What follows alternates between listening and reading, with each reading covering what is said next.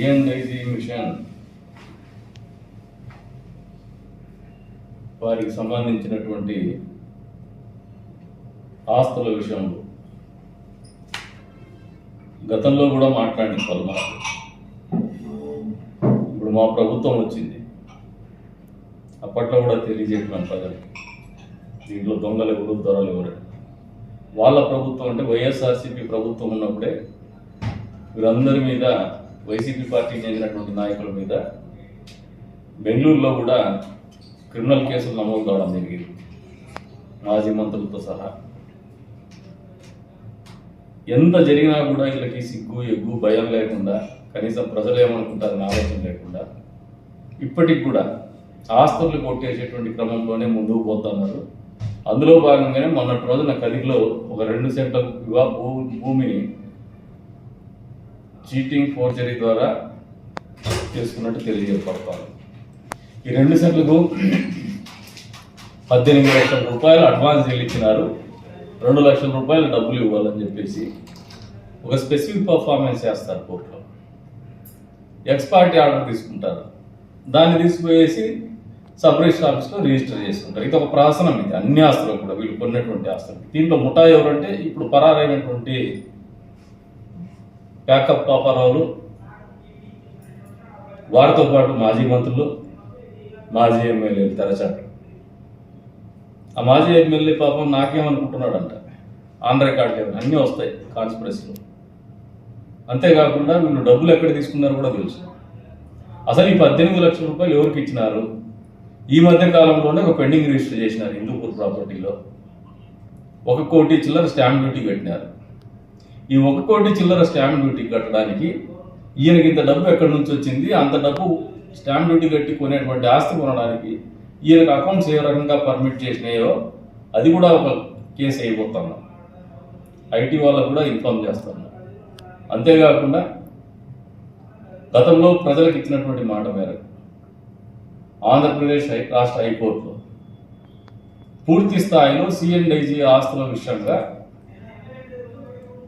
Public interest litigation కూడా file చేయబోతున్నాం. Christian మైనారిటీల తరఫున, సిఎన్ఐజి సభ్యుల తరఫున, సిఎన్ఐజి సభ్యుల చేతనే వేయించబోతున్నాం. దీంట్లో నిజాలు నీకు తెలుస్తాం. ఇంకా తెర వెనుక ఉన్నటువంటి నాయకులు అని చెప్పేసి ప్రగల్భాలు పలుకుతున్నటువంటి మొన్నటి దెబ్బకి ఉలికి పడినటువంటి వ్యక్తుల్ని, ఇందాక వాళ్ళ పాపం కేవలం 2 సెంట్లు అని చెప్తున్నారు. ఇంపర్సినేషన్ చేసింది రమణారెడ్డిది. కేవలం 2 సెంట్లు కాదు, ఇంకా తెర వెనుక ఉన్నటువంటి నాయకులు అని చెప్పేసి ప్రగల్భాలు పలుకుతున్నటువంటి మొన్నటి దెబ్బకి ఉలికి పడినటువంటి వ్యక్తుల్ని, ఇందాక వాళ్ళ పాపం కేవలం 2 సెంట్లు అని చెప్తున్నారు. ఇంపర్సినేషన్ చేసింది రమణారెడ్డిది. కేవలం 2 సెంట్లు కాదు, 1 ఎకరా 60 సెంట్లు కూడా ఉంది దీంట్లో. అదే డాక్యుమెంట్లో హిందూపూర్కు సంబంధించినటువంటి ఆస్తి 1 ఎకరా 60 సెంట్లు కూడా ఉంది.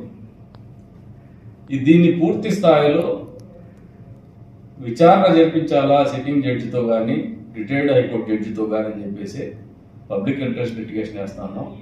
పూర్తి స్థాయిలో ఎవరైతే దీంట్లో మోసాలు చేసినారో, మోసమనే చెప్తున్నాను, ప్రతి ఆస్తి కూడా రిజిస్టర్ అయిపోయింది కోర్టు ద్వారా.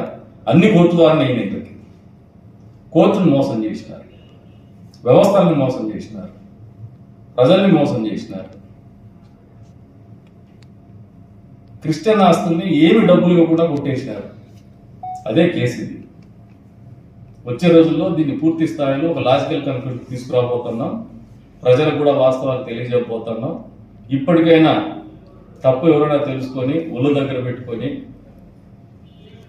కరెక్ట్ చేసుకోవాలనుకుంటే సిఎన్ఐజి మిషన్ ఆస్తుల్లో అప్రూవర్స్ కూడా ఉన్నారు. వాళ్ళ వాంగ్మూలాలు కూడా నమోదు చేయబడతాయి కోర్టులో. ఇక్కడితో వదిలిపెట్టమని చెప్పేసి కూడా మీకు తెలియజేస్తున్నాం.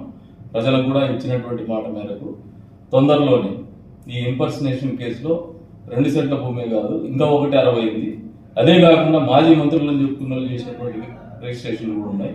అన్నింటినీ కూడా వెలుగులోకి తీసుకురాబోతున్నాం. మాజీ ఎమ్మెల్యేలు కానీ, మాజీ మంత్రులు కానీ, ఇంకా ఎవరైనా వెనకుండి తెర వెనకుండి నాటకాలు ఆడాలనుకుంటే వాళ్ళని కూడా తెర మీదకి తీసుకొస్తాం. ఖచ్చితంగా చట్టం తన పని తాను చేసుకుపోతుంది. మామూలుగా ప్రకృతి అనేది నేను తప్పు చేసినా, మీరు తప్పు చేసినా, ఇంకొకటి తప్పు చేసినా వదిలిపెట్టదు అని చెప్పడానికి నిన్నటి రోజున జరిగినటువంటి కేసే. ఒక అబ్బాయి ఆత్మహత్య చేసుకున్న తర్వాత వచ్చినటువంటి వాస్తవాలే నిదర్శనం అని చెప్పేసి కూడా తెలియజెప్తాను.